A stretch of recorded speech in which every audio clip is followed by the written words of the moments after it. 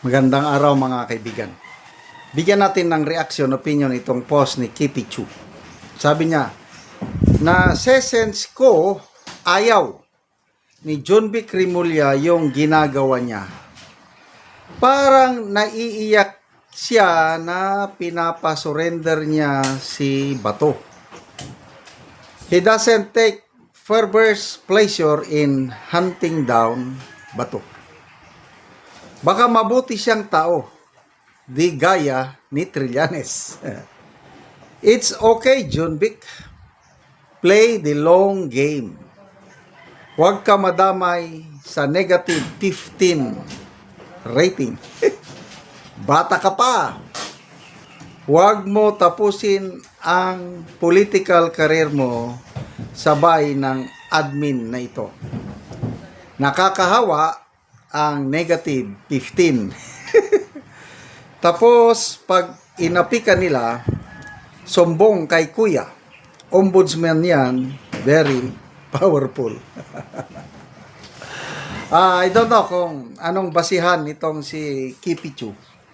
Yung sinabi niya na parang napipilitan lang o ayaw ni Secretary John Vic na ipa-aresto o ipa-hunt down o ipa-surrender si Bato. Siguro may napanood siyang statement at nakita niya yung muka. Binasa ko ang mga comments is, yun nga daw, parang kulang sa passion si Secretary Remulla. Di ba nung una, nagpayag siya na pati ang PNP DLG na hindi nila i-enforce ang ICC dahil hindi dumaan ICC warrant of arrest dahil hindi dumaan sa tamang proseso. Yan ang stand niya noon. Kaya binatikos siya nitong si Trillanes na dapat sana daw na aresto na itong si Bato kung hindi lang mahilig mag-press con, papogi-pogi itong si John Vic. Anong kasalanan ni John Vic doon sa Senado? Hindi naman siya na-involve doon. NBI at Trillanes naman na-involved eh. Bakit kasalanan ni John Vic na hindi na-aresto doon? Kasalanan ng NBI at saka si Trillanes. But anyway, nagbago na lang ang ihip ng hangin. Siguro, may nag-meeting. Pinag-isa ang stand. Kasi nung una, iba-ibang stand eh. Pangulo, sabi niya, wala akong utos sa NBI na arestuhin si Bato. Ayan, ang Pangulo yan ha. Kaya tuloy, ang DILG at PNP, ganun din. Hindi sila konforme, pabor sa pag-aresto kay Bato dahil hindi nga dumadaan sa tamang proseso. Ang NBI lang ang nagsasabi na inutusan sila ng DILG na arestuhin si Bato. Pati ombudsman sabi na huwag kang magtago Bato, harapin mo ang batas. O gusto niya. So, magkakaibang mga statements nila nung una. But later on, dahil sa mga kaguluhan sa Senado, yun. Pumayag na rin ang nagsalita na ang DOJ, inutusan na ang DILG, PNP, NBI na arestuhin si Bato. Kaya ngayon, ongoing yung manhunt. Kaya lang, I don't know kung yung passion ni Secretary John Vic ay katulad ng passion niya sa pag-aresto kay Bantag, Atongang, sino pang mga Bato. Sige. Nagtataka ako bakit hanggang ngayon wala pa silang klarong intelligence kung nasaan si Bato. Bakit nagpunta sila sa Angeles sa isang subdivision nang dahil lang daw sa bahay ng tiyo ni Senator Padilla? Ay, yun na yun. Nandun na. Hinalugog na. Kaya tinatawanan sila ng mga residente doon.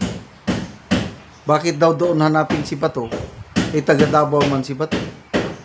So, to me, sa nakikita ko, kulang sila ng intelligence. Parang katulad din kay General Bantag na sobra 3 years na, up to now, hindi nila mahuli-huli si General Bantag because of lack of intelligence. Natatawa ko doon sa panawagan ni Auntie Claire Castro. Sabi niya, dapat lahat ng Pilipino walang matulog. Dapat makipagtulungan, magkaisa para hanapin si Bato. Nakakatawa talaga itong si Auntie Claire na idinamay pa niyang mga Pilipino. Bakit? Anong responsibilidad ng mga Pilipino na maghanap kay Bato? Ibigay niyo sa law enforcement agencies. Well, as a Filipino citizen, pwede, voluntary nga tulong. Kailang parang utos kasi yung sabi ni Auntie Claire nga, dapat walang matulog. Wala na yun. To me, parang inuutosan, hindi magandang dating. So, kung may mga tao na galit sa mga Duterte, galit kay Bato, o yan, magsusumbong sila. Kailang, alin ba ang mas marami? Ang mga galit o mga nagmamahal kay Duterte? Ang sukatan natin dyan, dito kay Bato. Kung mahuli nila ng mabilisan si Bato, ibig sabihin, maraming tao na galit sa mga Duterte at kay Bato. Kung mahuli nila ng mabilisan. Kailan kung matagal, parang General Bantag, ganyan din yan. Maraming nagmamahal, sa opinion ko lang ito, maraming nagmamahal kay General Bantag ng mga Pilipino, kaya hanggang ngayon, di nila mahuli-huli. In the same manner, kung si Senator Bato ay nandito sa Mindanao nagtatago, naniniwala ako maraming nagmamahal kay Bato. Kasi 20 million Filipinos yung bumoto sa kanya. And dito sa Mindanao, I believe halos lahat bumoto sa kanya. Kaya, kakaunti, halos walang tao na magsusumbong kung nasaan ngayon si Bato. So, good luck po sa NBI, PNP, law enforcement, paano ninyo huliin si Bato.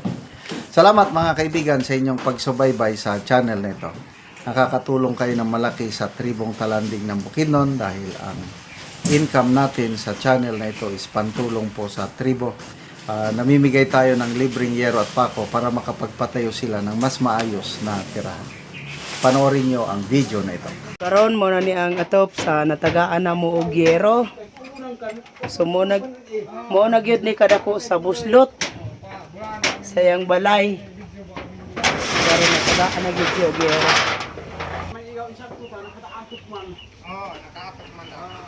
Og mao na ni ang yero nga among gihatag nga ilang atop karon para mapulian ang ilang atop nga buslot.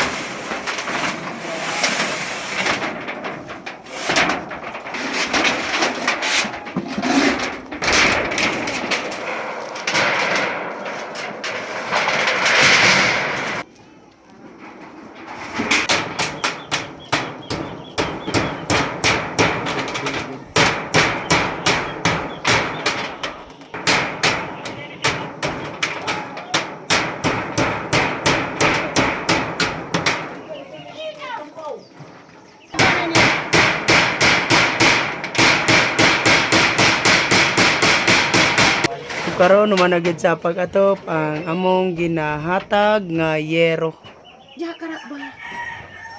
Mat sa Ginoo nga nakaatop na gyud mi ug sa naghinabang sa sin. So pila na to katuig ang imong atop nga mga buslot na? Napulo na katuig. Napulo na katuig. So mo nga nadto na iyang itsura. So nga naman sa napulo na katuig wala gid ka sukad nakapalit og yero nga para unta mapulihan. Tungod kay kanang wala mi sakto nga trabaho.